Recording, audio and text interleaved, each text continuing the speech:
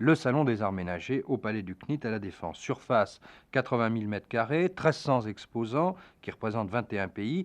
Et si on consulte les annales du Salon des Arts Ménagers depuis 10 ans, on peut dire que son histoire est jalonnée d'inventions qui ont profondément modifié la vie domestique des Français.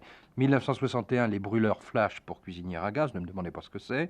1963, le compteur bleu, je connais. 1964, les premiers aliments surgelés. 1965, les premiers chauffe-eau domestiques au mazout.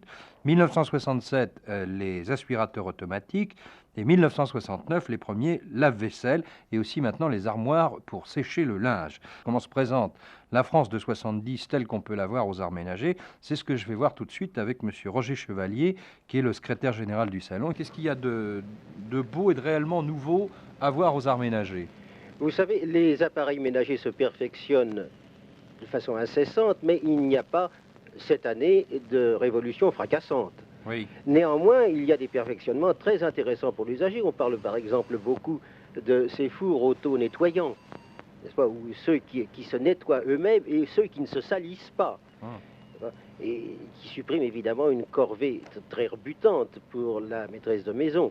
Que le Salon des Arts Ménagers, plus qu'un lieu de vente, plus qu'un magasin, n'est-ce pas, ce qu'il n'est absolument pas, est un endroit où l'on peut choisir devant une confrontation de matériel, de chaque type de matériel, qu'on ne trouve nulle part ailleurs. Oui, c'est un grand stand d'information, beaucoup plus qu'une machine à faire rêver comme il y a quelques années. C'est encore, devant certaines installations, une machine à faire rêver. Il n'y a que parcourir nos galeries de cuisine, n'est-ce pas, pour s'apercevoir des regards de convoitise des femmes qui sont là.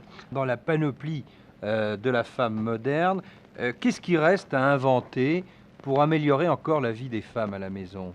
Quel est l'objet qui fait actuellement le plus défaut aux femmes qui travaillent chez elles et qui font un véritable métier comme celles qui travaillent à l'extérieur d'ailleurs? Vous n'attendez pas de révolution, moi je ne sais pas, entre l'évier et le réfrigérateur, la machine à laver, la machine à repasser, enfin je ne sais pas moi. Non, l'évier dont vous venez de parler se complétera de plus en plus d'un broyeur à ordures qui supprimera là encore une corvée, mais c'est vers l'automatisation de ces appareils que nous marchons, et c'est elle qui permettra à la maîtresse de maison de n'être plus une ouvrière, mais la surveillante de ces appareils.